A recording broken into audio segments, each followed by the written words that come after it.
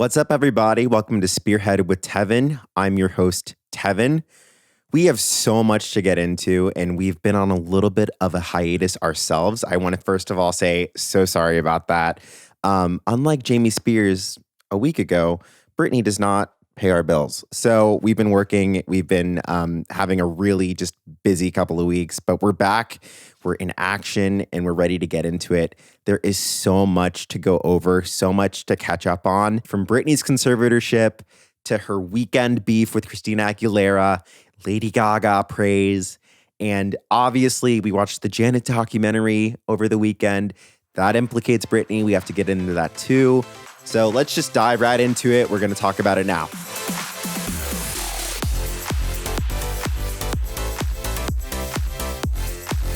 So first of all, we have to just celebrate the fact that Britney Spears is free.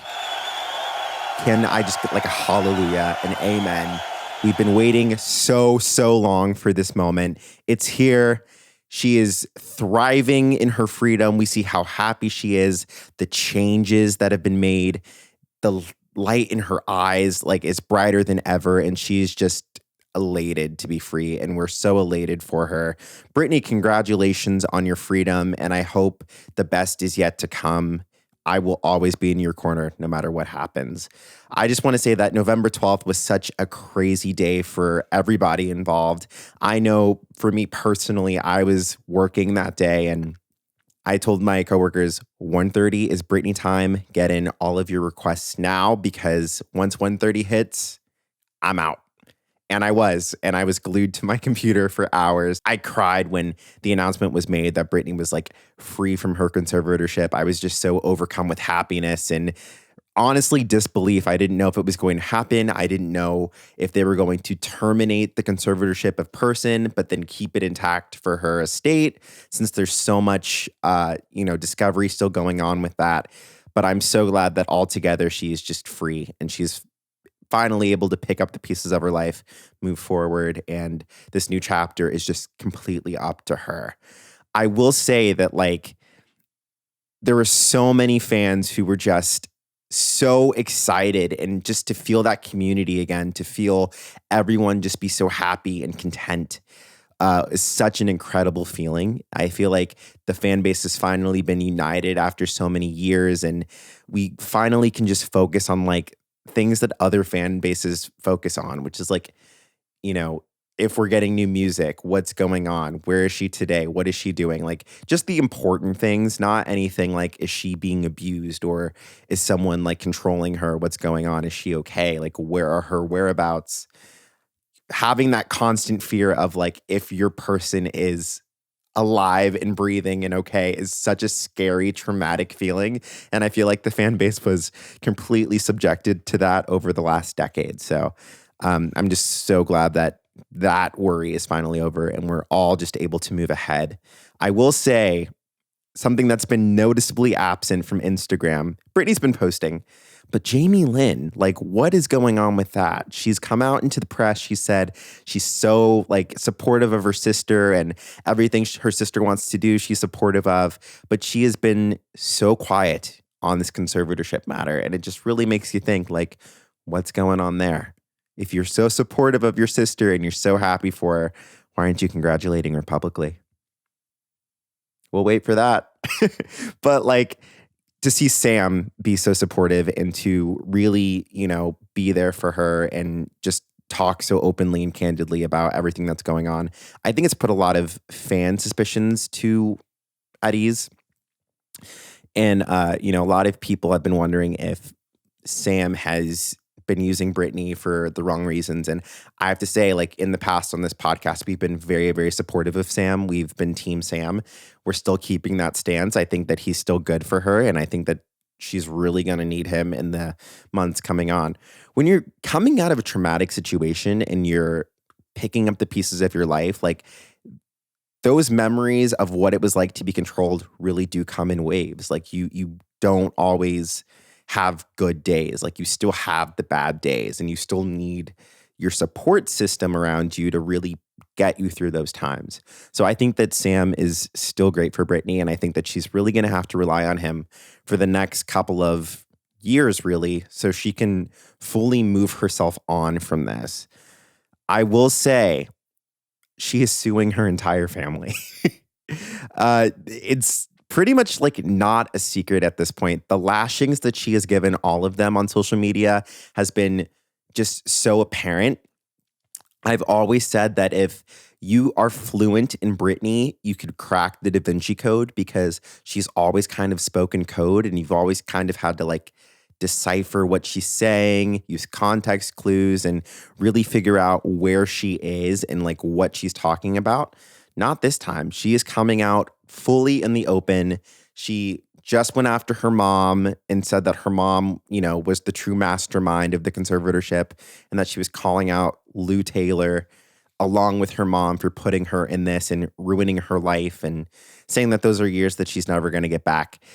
And on top of her dad, obviously being at the forefront of this conservatorship, like her mom really isn't as innocent as people thought. And I will put myself in that category. I really did think that like she would be able to patch things up with her mom. Not only have reports come out like in the last couple of weeks that they had been talking, but more than that, like I've always thought it was more of a Southern thing for girls to forgive their moms no matter how bad. And clearly this is one of those unique situations where it's bad enough to where like forgiveness is completely up to Britney and whatever she wants to do. And it just, it feels like she's not going to be able to get herself past this. And she's totally within that right. That is totally like valid. And we have to like be with her on that. If you recall back in 2007, Britney and her mom went through a rough time similar to this one, but it was pre-conservatorship. And she, served her mom with like a restraining order and basically told her to stay away from her and the boys. And it was this whole thing. She invited the paparazzi onto the Zoe 101 lot so they could get pictures of it for exclusives. And they really didn't speak until Britney was put into the conservatorship.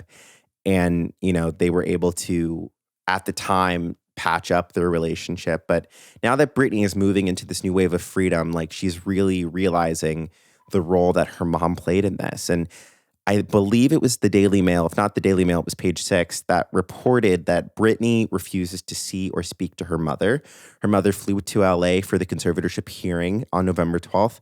And a few days before that, Britney refused to see her, refused to let her in the home, and basically sent her packing. And that was the end of that. So I doubt she'll ever speak to her mom again. I'll be interested to see if she kicks her mom out of the house that she built for her back in 2000. The house is called Serenity. Lynn has lived there for, over the last 20 years. And I have a feeling her days are probably numbered. She's probably going to get her, papers to exit. So we'll see where that entire thing goes.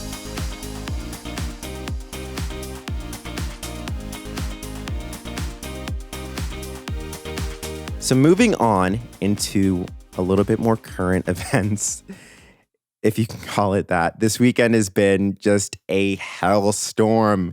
If you've been on Instagram, if you've seen everything that's going on, Britney has given the lashings to multiple people, not just her family. She has extended it to her peers, one of them being named Christina Aguilera. And before we get into this part, let's talk about the House of Gucci premiere, and then we'll move our way into the Christina drama because that's going to be, it's going to be a little telling. So House of Gucci is the Lady Gaga movie that's coming out this week. And if you don't know, Sam Asghari, Britney's fiance, was there at the premiere. He was dressed by Donatella Versace, who reportedly is working on Britney's wedding dress. And Sam is really good friends with Bobby Campbell, which is Lady Gaga's manager. The word on the street is that Bobby Campbell is going to be Britney's new manager since she's fired Larry Rudolph. And Bobby and Sam are best friends, and so they've been in talks. But I've seen a lot of chatter, especially on Twitter, that, Sam is once again using Britney's name to be at a premiere and, further his own celebrity by doing these things. I first want to just make it clear to everybody who might be listening to this podcast that Sam has to work, right? Sam has to keep his name in the press because he's an actor and he's a model. You have to do those things. You have to show up to these events. And if your best friend is the manager of one of the biggest pop stars in the world who is also an actress, you're going to go where, you're wanted and where the attention is. So obviously he was there. Obviously he was being asked questions about Britney and the conservatorship. So I just have to say two things. One, Sam being dressed in Versace and being at that premiere was completely necessary. I think that if you're going to go support your friend and you're going to promote yourself, obviously go to their events. That's what they're there for. The entire idea of publicity is that you use it to your advantage. So why would you not use that? But the second thing that I want to talk about is the interviews that are circling on Instagram and Twitter of Sam being directly asked about Britney. How are you guys? I mean, what a time it's been. And it has been so awesome to see her enjoy her freedom again. How is she and how are you? She's doing great. I'm great. It's the happiest time of our lives and we're just enjoying it. Well, what's going to be next? Well, you already know. Everyone knows already. Sooner or later. Sooner or later what? A wedding. Yeah. When do you want it to be? Sooner or later. Yeah. What kind of wedding do you want to have? What's your dream day? It's up to her. She's wearing the pants now. Yeah. Finally, right? Yes. Well, what's it been like to experience that? Because, man, we've just all admired how you have stuck by her side and advocated for her, and you've been the absolutely incredible best example of a partner. What's it been like for you to see her be free after 13 years, and you've worked for it so hard? I'm just excited here for the movie. I can't wait to get inside and see the movie now. Yeah. Sam has probably been asked that question about Britney and the conservatorship over 1,000 times, and especially in this week after her being officially declared free, it's probably gone into overdrive. It's all he's been asked about. It's all he's been talking about. He just wrapped a movie with Mel Gibson.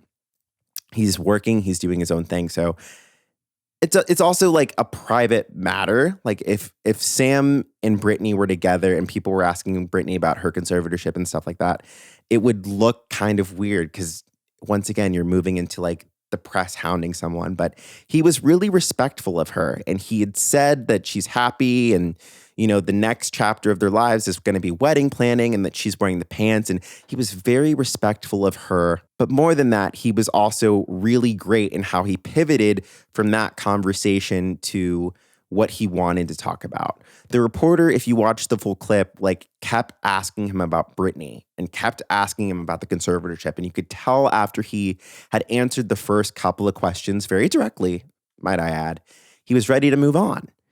And so rather than just say, hey, I want to move on, he moved himself on to the next topic. That's how you handle it. And that's what he did. We're Team Sam, and we support Sam. Moving on to the hottest topic of the weekend. If you've been online, you've seen it. Britney came after Christina Aguilera and then praised Lady Gaga. But let's talk about the Christina stuff. It is no secret that there has been a feud between Britney and Christina since the beginning of their careers. More than that, I think the way that it's been framed is that Christina Aguilera was always cast in Britney's shadow. Britney was at the top of the mountain. She was the line leader. And right below her, it was always Christina. And then all of the other blonde pop stars that they tried to make in combinations of Britney and Christina were right below them. Jessica Simpson, Mandy Moore, Willa Ford, all of these girls. But it was always Britney and Christina. And if you look at every interview I think Christina Aguilera has ever done, they have always brought Britney's name into it.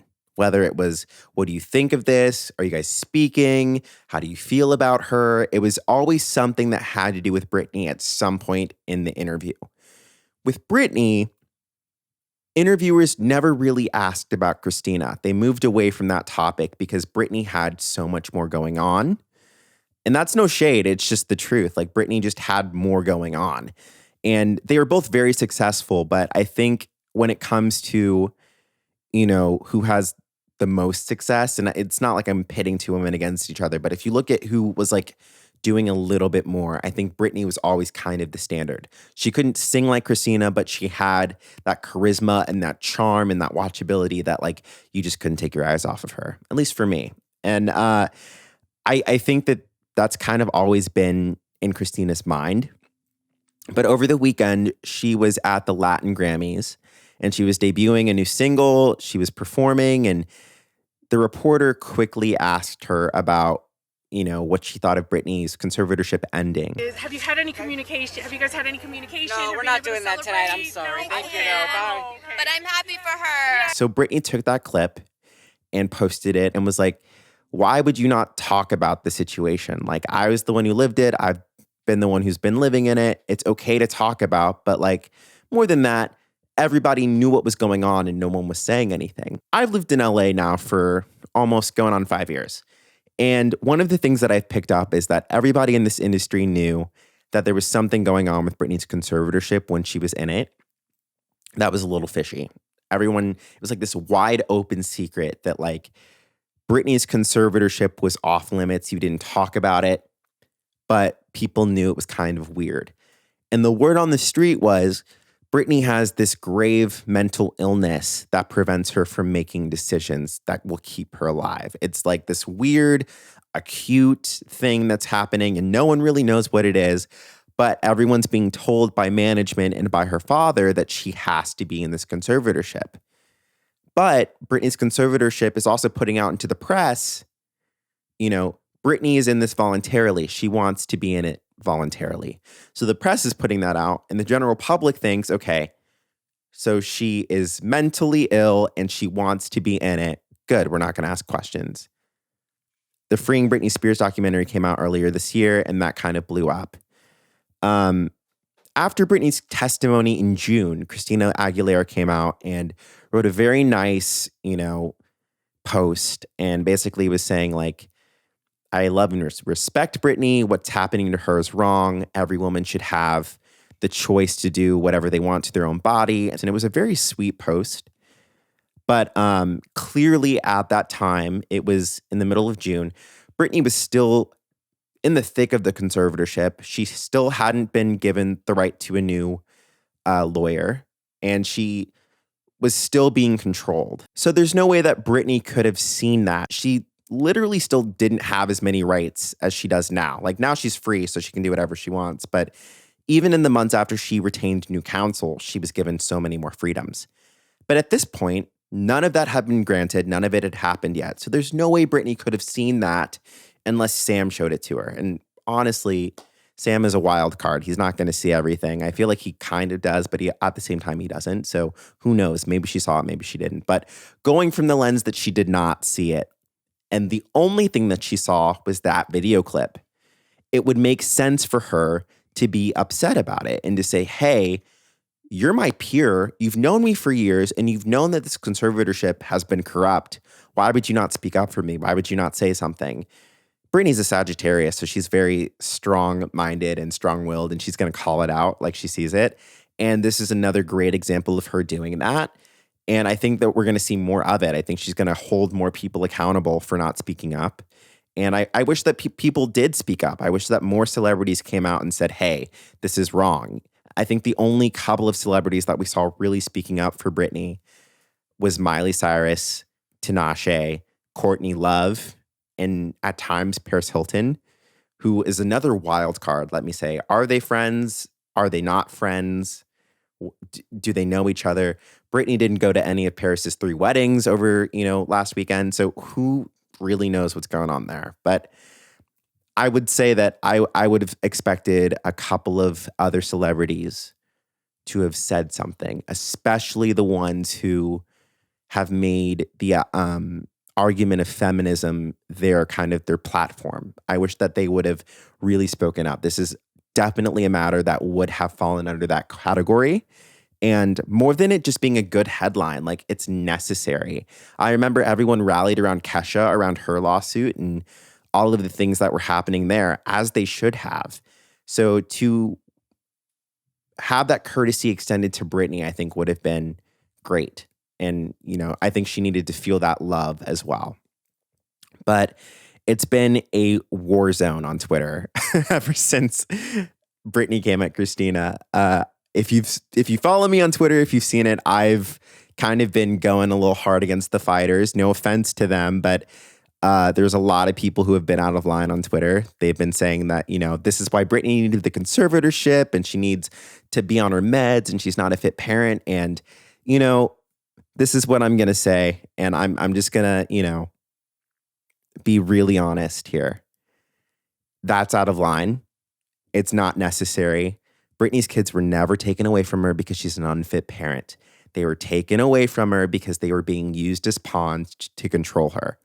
Every CPS agent or court-ordered, psychiatrist, whoever has come into the picture that's dealt with Britney and seen her with her kids has said that she's a great parent. She's a loving mother. Mothers from the kids' schools have said she's the nicest parent I've ever met. She was at every basketball game, recital. She was always there. So this idea that she's this unfit parent obviously is not true. And if you guys know that she's being controlled in a conservatorship and that she's being drugged and she's being all of these different things, wouldn't you also extend that to her kids and be like, oh, so this probably wasn't true either? Like, let's use our critical thinking skills here. I really just want to say that if Christina's fan base put half as much effort into her than they do with the Britney thing, I'm telling you, she would be able to chart again. She would be able to sell out a tour again. And she would be able to trend on Twitter regularly, which she, for the first time in like 10 years, trended on Twitter this weekend because of what Britney said. So I'm just saying that, like, maybe put a little bit more into your own artist than coming at Britney for just speaking up and speaking her mind. Because really, she was valid in her feelings. She didn't have the entire picture. I'm sure someone has since told her what's going on. But at that point in time, had no idea. Moving into the Lady Gaga praise, because I got some opinions on that one. Jesus Christ. So Britney shockingly thanked Lady Gaga for supporting her. And I don't know why. I do not know why. Let me say something about Lady Gaga, okay? So Lady Gaga has been doing that House of Gucci tour and she's been saying her things and whatnot. And if you don't know this about me, I'm very touch and go with Lady Gaga. I think that she is like great at what she does, but I think that she is just, I don't know, man.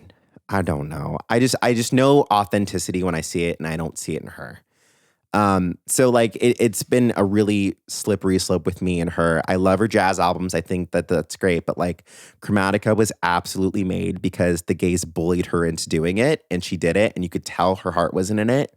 She's like said all these things about how traumatized she was when she was filming this Gucci movie and she spoke in this accent for 9 months straight without breaking. And just the entire 9 months she spoke in this accent. And there's like literal video footage of her speaking in her normal voice during the run of that. It's just like poking holes in all of her press tour themes. But one of the things that they're asking her about now is obviously Britney's conservatorship. And she's saying, I think it's so great. And I think that, she should be able to live her own life and make her own decisions. And she's paved the way for so many. I wouldn't be here without her. And she's giving Britney all this praise and all this love, but it's reactive, right? It's not proactive. And what I mean by that is like Lady Gaga is one of those artists that I was talking about earlier that's really made feminism such a platform. And she said nothing the entire time Britney was in this conservatorship. She did not say one word. But now that it's relevant and now that it'll help her career and boost her, she's preaching to the choir. She is blabbing, like she is going on and on and on about it.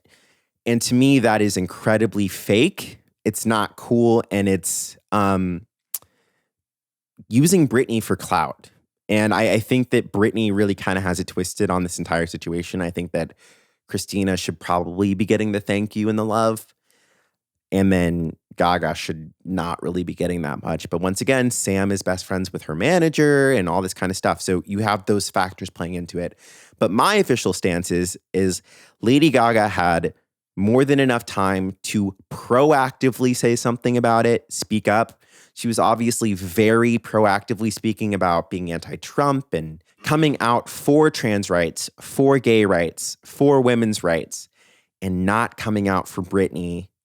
I think that is a huge thing there. Like, to me, I can't get over that because now everything that she says regarding Britney seems a little opportunistic.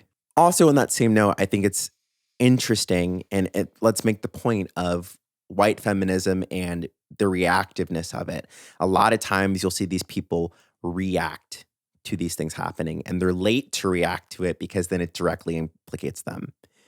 I think that that's a problem. I think that, if you're truly speaking up for a cause or something that is personal, you should be able to speak up about that and be the first one to say it, or be the proactive trailblazer that you credit yourself on being. Walk the walk, talk the talk, but don't be reactive to that. Be proactive, don't be reactive. And I definitely think this entire thing is reactive and reductive. You catch my reference? It feels reductive. Is that good? Look it up. Once again, Little Monsters, do not hate me. It's just my opinion. This is an entire opinion podcast. But go get your girl. Okay, moving on. So we just finished the Janet documentary on FX, and it's another New York Times bombshell documentary. If you haven't watched it, it's on Hulu. It just came out on Friday night.